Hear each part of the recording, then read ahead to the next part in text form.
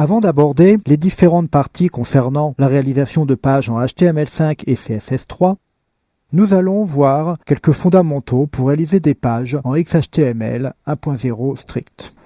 Un bon document XHTML 1.0 strict doit suivre les règles suivantes. Il doit comporter un doctype, comme c'est écrit ici sur notre page. Les balises doivent être correctement imbriquées. Donc, par exemple, on a un début de balise d'entête head et une fin de balise ici. Tout élément doit être fermé. Une balise telle que la balise méta, qui est une balise dite vide, par exemple, doit se terminer par un slash. Les noms des éléments et des attributs doivent être en minuscules. C'est ce qui est écrit sur notre page. Les valeurs des attributs doivent être entre guillemets. Tout attribut doit avoir une valeur, même si cette valeur est identique à l'attribut. Nous n'avons pas l'exemple ici, mais dans un formulaire, nous aurions par exemple l'attribut checkid, qui doit avoir comme valeur checkid également. Et enfin, il est obligatoire de coder certains caractères, notamment les caractères inférieurs, supérieurs et le caractère d'Esperluette. Donc, je vous remontre la manière de coder ces différents caractères. Nous commençons en écrivant un « et », l'Esperluette, c'est une entité, c'est le début d'une entité. LT,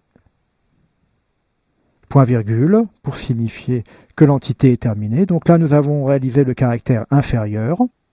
Puis, et GT, point virgule, pour le caractère supérieur. Et enfin, et amp, point virgule, pour que le caractère l'esperluette. Donc ces trois caractères doivent être forcément écrits en tant qu'entité. En XHTML 1.0 strict, nous réalisons les pages au moyen de deux types de balises, des balises de type bloc et des balises de type inline. Les balises de type bloc permettent de réaliser la structure de la page. Il y a notamment les balises P, H1, H2, H3, H4, H5, H6, les balises UL et OL, qui sont des listes, la balise P et un certain nombre d'autres balises telles que form ou bien filset par exemple. Donc ces différents types de balises permettent de structurer la page. Elles ont également une dimension sémantique, notamment la balise P pour les paragraphes et les différentes balises H pour les titres. Enfin, à l'intérieur de ces balises de type bloc, par exemple, nous allons créer un paragraphe, jour. Donc nous obtenons ici le texte « Bonjour, il fait beau » à l'intérieur d'un paragraphe. Si je copie-colle ce paragraphe l'un à côté de l'autre, je vais enregistrer à présent ma page et donc enregistrer. Et nous allons la regarder à l'intérieur d'un navigateur. Nous constatons que les deux textes sont placés les uns en dessous des autres. Ceci est une caractéristique des balises de type bloc. Donc les balises de type bloc auront obligatoirement un retour à la ligne et elles pourront avoir une taille en largeur et en hauteur grâce au style CSS. À l'intérieur des balises de type bloc, nous pouvons y ajouter des balises de type inline, comme la balise tronc par exemple, qui donne un caractère plus fort à ce mot. J'enregistre. Et en regardant dans le navigateur Firefox, nous avons le mot fait qui est bien écrit en caractère plus fort. En l'occurrence, ici, il est écrit en gras. Une balise de type inline est donc une balise qui permet d'obtenir un caractère supplémentaire au texte, par exemple, sans engendrer de retour à la ligne. Enfin, dernière balise est celle que nous utilisons le plus, la balise div, qui permet de structurer une page HTML pour faire son ossature. Nous allons réaliser à présent une première page HTML simplement au niveau de son ossature avec les balises div. Cette page sera ensuite réalisée ultérieurement avec des balises de type HTML5. Voici la page que nous allons réaliser. Elle comporte une zone d'entête avec le titre ainsi qu'un formulaire, une zone de menu, une zone de contenu, une zone située à droite qui pourrait s'apparenter à une zone présentant différentes publicités, par exemple. Enfin, tout en bas, un pied de page. La zone de contenu située à gauche comporte, elle également, un pied de page. Nous allons donc réaliser l'ossature de cette page en faisant la manière suivante, en réalisant un bloc div général qui permettra de centrer l'ensemble, un bloc div qui permettra de réaliser l'entête, ainsi que le formulaire permettant de se loguer, un bloc contenant le menu, un bloc contenant l'ensemble du contenu, donc ces textes-là plus son pied, un autre bloc contenant la partie située à droite, et enfin un bloc contenant le pied de page.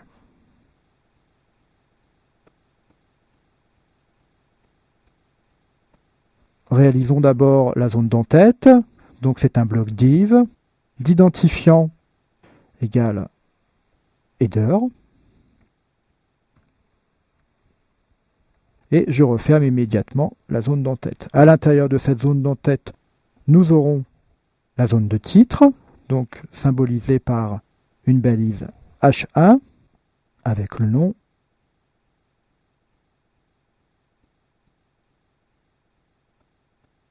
Je referme la balise H1. Et à l'intérieur de cette balise d'entête, nous avons également la balise de type forme qui permet de réaliser la zone de formulaire pour se loguer sur le site éventuellement. Action égale, je ne mets pas d'action, et méthode égale, voilà, la balise forme doit également être fermée. À l'intérieur de la balise forme, nous devons y ajouter les balises label et input qui permettront d'afficher correctement ce formulaire. Dans un premier temps, nous allons nous consacrer uniquement à l'étude de la structure de ce formulaire. C'est la raison pour laquelle je ne vais pas ajouter les balises label et input. La zone d'entête est terminée. La deuxième zone à présent, la zone de menu. Div, id égale menu, qui doit être également refermée, à l'intérieur de laquelle nous devons écrire notre menu à l'aide de la balise UL et de différentes balises LI. Je vais les faire rapidement. LI, Home,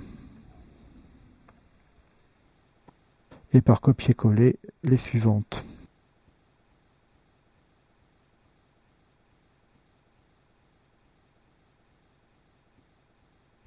Home, votre peau, les soins,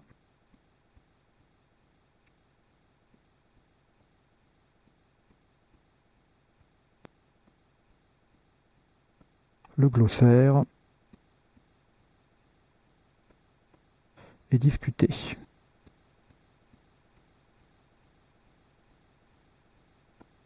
Voici la zone de menu terminée. Afin que nous nous retrouvions facilement, je vais ajouter un commentaire qui permettra de signifier que nous sommes en fin de menu. Voici. À présent, la zone de contenu, qui est située sur notre exemple sur la gauche.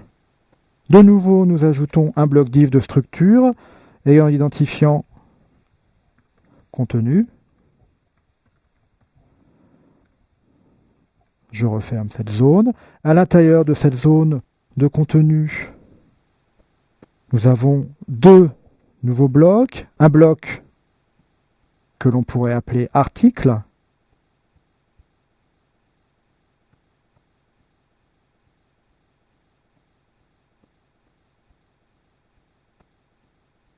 qui est également fermé.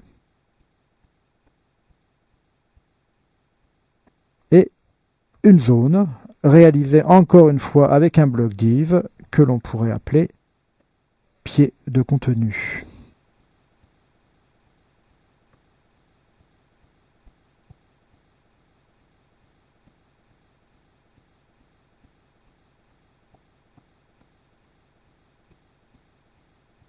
Qui sera également fermé.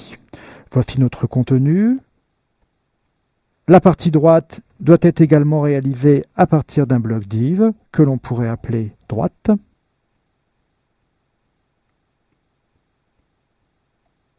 Et qui se ferme également en fermeture de bloc div. Enfin, l'ensemble de notre page possède tout en bas un pied de page.